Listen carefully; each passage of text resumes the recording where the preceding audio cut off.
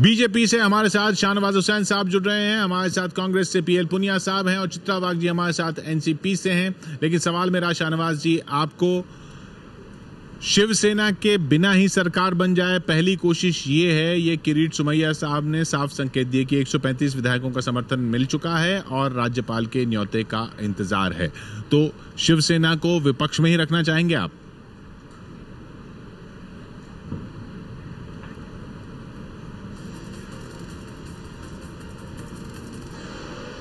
नहीं, किरीट सोमैया जी ने ये तो नहीं कहा किसको विपक्ष में रखेंगे। किरीट सोमैया जी ने ये कहा कि हमारे पास कुछ छोटे दलों के विधायकों का जो एक अच्छी सरकार चाहते हैं उनका समर्थन है। हमारे पास एनसीपी ने बाहर से कहा है कि हम समर्थन देंगे। हमारे पास सूचना है कि शिवसेना ने खुद कहा, आपने दिखाया कि वो सम्मानजनक प्रस्ताव की बात वो कर रहे हैं। तो सवाल ये है कि सरकार तो बीजेपी की बनेगी, इसमें तो रत्ती भर भी किसी को शक नहीं होना चाहिए। नहीं, वो तो सवाल भी नहीं है, वो सवाल नहीं है। सरकार बीजेपी के नेतृत्व में बनेगी। अब राज्यपाल जी के निमंत्रण का इंतजार है। नहीं, तो राज्यपाल जी के निमंत्रण का इंतजार के निमंत्रण के बाद शिवसेना से बात होगी या पहले बात होगी? क्या सवाल है?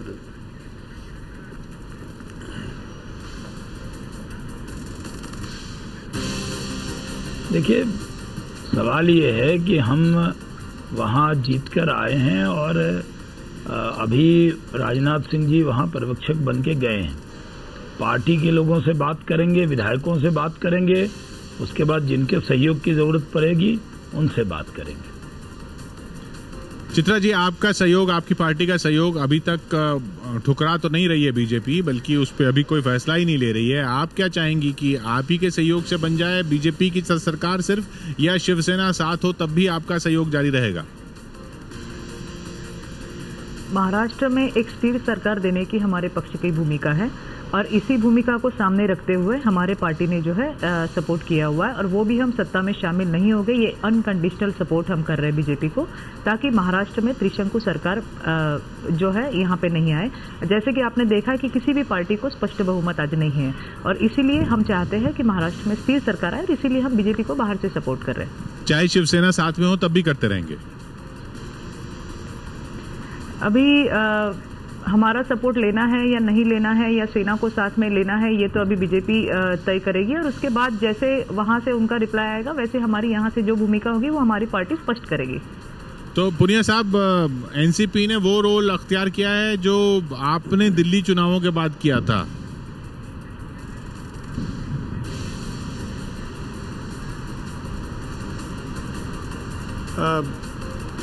नहीं, ऐसा नहीं है।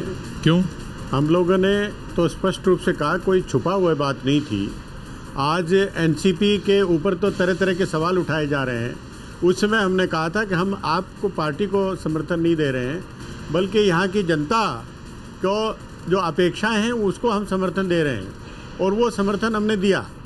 अभी महाराष्ट्र की आप बात कर रहे हैं, ये सही है कि भारतीय जनता पार्टी सबसे बड़ी पार्टी उभर के आई है और सत्ता में आने, सरकार बनाने का इन्हीं को सबसे पहला अवसर मिलेगा और इनको ये किसके साथ मिलके बनाते हैं ये इनको ऊपर है।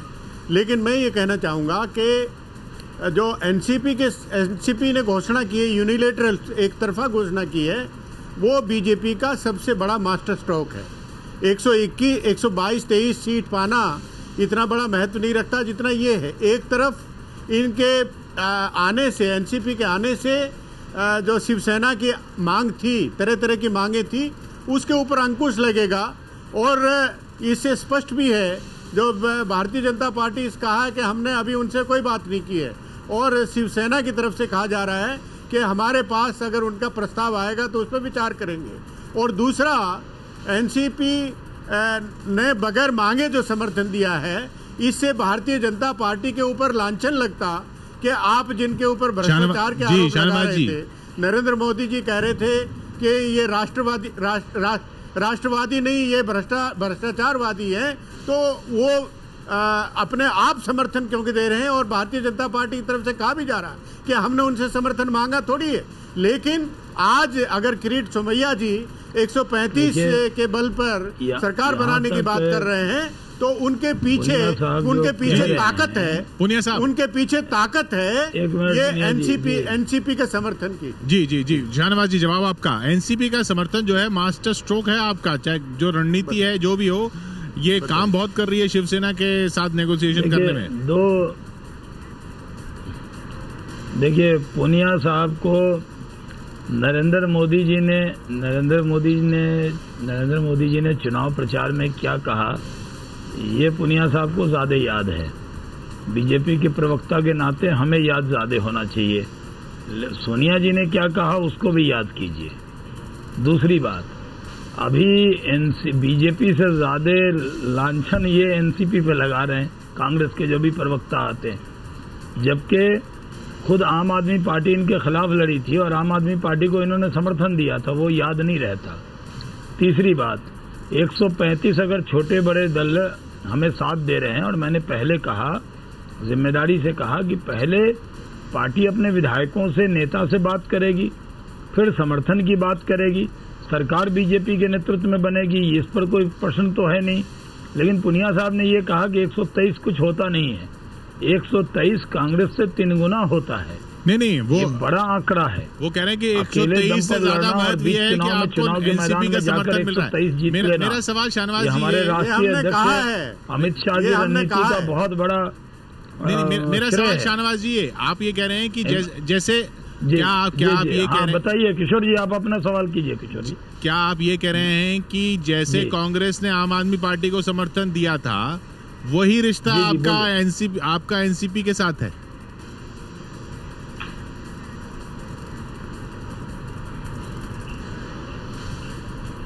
नहीं, मैंने तो पुनिया साहब को सिर्फ याद दिलाया था, आपने भी याद दिलाया उनको जी। मैंने रेफरेंस के तौर पर कहा। मैं आपसे ये कह रहा हूँ कि एनसीपी को भी मालूम है, कांग्रेस को भी मालूम है, शिवसेना को भी मालूम है, जो और छोटे दल आए हैं उनको भी मालूम है कि सरकार बीजेपी के नेतृत्व में बनेगी। अगर स्थिर सरकार बननी है तो कोई कांग्रेस के, अभी अजीत पवार जी ने क्या कहा, कांग्रेस के नेता ने तो ये भी कहा कि एक अलग सरकार बना लेते हैं। कांग्रेस तो अभी भी सत्ता चाह रही थी, तो एनसीपी ने उनकी बात नहीं मानी। नहीं, उन्होंने ये नहीं कहा कि सत्ता हम सरकार बना लेते हैं, दिखाया है। सवाल ये है कि वो शिवसेना को भी समर्थन देके बना लेते हैं। शुभकामना देना चाहिए, वो झूठे अच्छी सरकार में। नहीं, ये कुछ, अरे हमने शाहनवाज साहब, हमने तो खुद कहा सबसे बड़ी पार्टी है, उनको अधिकार है, उनका अधिकार है कि सरकार बनाए। हमने तो कहा है जितना हमें कहना चाहिए, जितना हमने कहना चाहिए उतना कहा है, और उसका स्वागत किया है। लेकिन इस तरह की बात मत करिए, नहीं, वो गलत बात कर रहे हैं तो उसको क्या कहेंगे? वो कहेंगे कि सत्यवादी है। जो गलत बात कर रहे हैं तो गलत बात है, गलत बात कही जाएगी। चित्रा जी, लेकिन आप ये भी तो बता दीजिए कि 135 के आधार पर आप सत्ता तो बनाने जा रहे हैं, लेकिन कौन उनका समर्थन दे रहे हैं, इसका कोई खुलासा नहीं। आपको पता है कि झूठा शब्द पार्लियामेंट्री नहीं है, और हम एक चीज कह रहे हैं कि बीजेपी की सरकार बन रही है, कांग्रेस को विपक्ष के नेता पद लायक ये गलत है, वहाँ सीट नहीं मिली है, अनपार्लियामेंट्री वर्ड नहीं, फराग दिल से बड़े पार्लियामेंट्री वर्ड नहीं है, बीजेपी की सरकार बन रही है, उसमें सब कहना चाहिए पार्लियामेंट्री वर्ड नहीं है। बहुत देर से आप लोग तो अनेक बार कहते थे, चिल्ला के कहते थे। अच्छा, एक मिनट, वो बहस हो चुकी। मैं चित्रा जी से आखिरी सवाल करना चाहूंगा। चित्रा जी, बीजेपी से बार बार सवाल पूछा जा रहा है कि आपने एनसीपी को भ्रष्टाचारवादी कहा और ये सब कहा, चाचा भतीजा लूट गए, ये सब कहा। आपने भी तो ये सब सुना, आप फिर भी समर्थन दे रहे हैं, और आपने भी तो वोट इसीलिए मांगे कि बीजेपी की सरकार ना आए, और अब आपको जिन्होंने वोट दिया उनके साथ धोखा नहीं कर रहे बीजेपी की सरकार का समर्थन करने के लिए? हमने महाराष्ट्र के जनता ने जो कॉल दिया हुआ है वो आपने सभी ने देखा, पूरे देश ने देखा कि आज बीजेपी एक बहुत बड़ी पार्टी बन के आगे आई है। और आज की इस स्थिति में अगर महाराष्ट्र को स्थिर सरकार देने की जरूरत है तो इसलिए हमने बाहर से समर्थन दिया हुआ है, और हम सत्ता में नहीं जाएंगे, हमारी कोई कंडीशन नहीं है। आपको भ्रष्टाचारवादी कहा, चाचा भतीजा लूट गए ये कहा। देखिए, बात ऐसी है कि हमेशा हमारे ऊपर आरोप लगाए गए और जहां जहां वो है, विधान परिषद हो, विधानसभा हो, इस हर चीज का जो है हमने जवाब भी दिया हुआ है। ये भी सभी ने देखा हुआ है। लेकिन आज जरूरत है महाराष्ट्र को स्थिर सरकार की, और अगर हमें स्थिर सरकार देना है तो हमने इसीलिए हमारा ये प्रस्ताव हमने बीजेपी के सामने रखा हुआ है। बहुत बहुत शुक्रिया चित्रा जी। जनता भी देख रही है, समझ रही है, जिन्होंने वोट दिया है वो भी देख रहे हैं, समझ रहे हैं। बहुत बहुत शुक्रिया आपका शाहनवाज जी और पूनिया साहब। ये कहना अब एनसीपी का और बीजेपी को एनसीपी के इस समर्थन का कितना फायदा मिल रहा है वो पूनिया साहब ने भी उल्लेख किया।